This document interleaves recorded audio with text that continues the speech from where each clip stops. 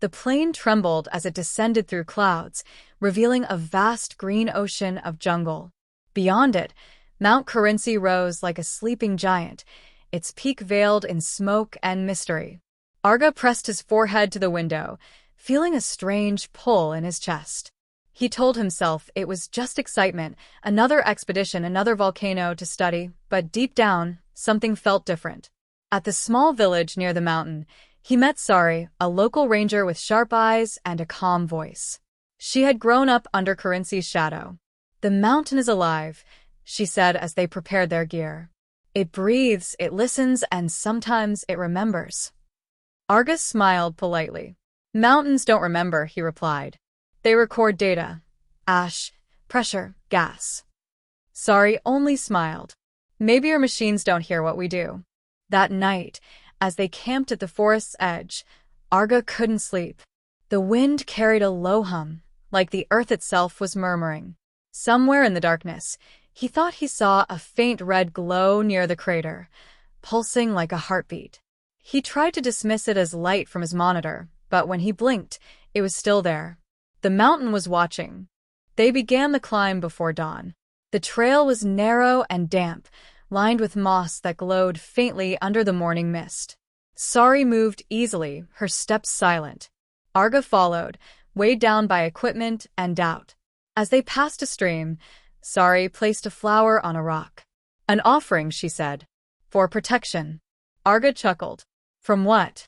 "Leeches." "From what we don't see," she answered simply. Hours later, when fog rolled in thick as smoke, Arga began to understand. The jungle grew unnaturally quiet. The usual hum of insects faded. Then came the whisper, a voice so soft he thought it was his own thought. "Go back." He stopped, frozen. "Did you hear that?" Sari looked at him, eyes alert. "You heard it too?" The whisper came again, but this time it sounded older, sadder. "Leave the fire where it sleeps." Sari grabbed his arm. "We must move. Now." They hurried through the mist until they reached a clearing. Arga's heart pounded. What was that? Sari looked toward the hidden peak. "The mountain remembers you now." That night, even the stars seemed to hide behind clouds.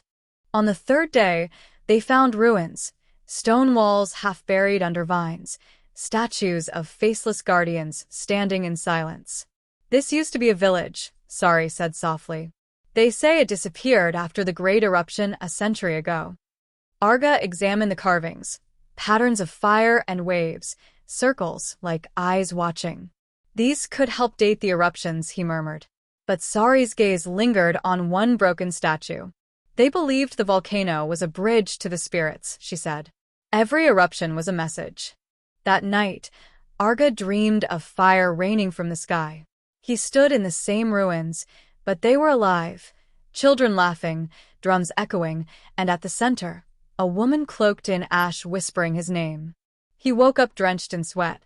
His instruments beeped wildly, pressure rising inside the crater. The mountain was stirring. They climbed higher the next day, toward the rim. The air smelled of sulfur. The ground trembled beneath their boots. Arga's sensors confirmed it. Something deep was moving. But before he could record another reading, lightning flashed across the smoky sky, and the earth roared. A fissure split the trail. Sari shouted for him to run, but Arga froze, drawn to the glow rising from the crater. Within the flames, a shadow formed, a woman's silhouette, the same one from his dream. "You came back," the figure said, her voice echoing like wind in a cave. Arga staggered. "Who are you?" "The mountain's memory," she answered. "You promised once to listen. Do you remember?" Images flashed in his mind. Another lifetime, standing on this same peak, offering a prayer to calm the fire. A vow forgotten by time. The ground shook again. Sari's voice cut through the roar. "Arga, we must go." He turned, the vision fading like smoke. But something inside him had changed.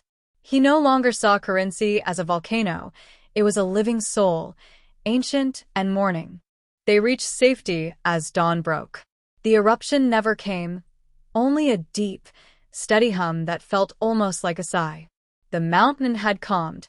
Arga sat on a rock, exhausted, watching the clouds drift below the crater. "It's strange," he said. "It's like she spoke." Sari smiled faintly. "She did." "You just finally listened."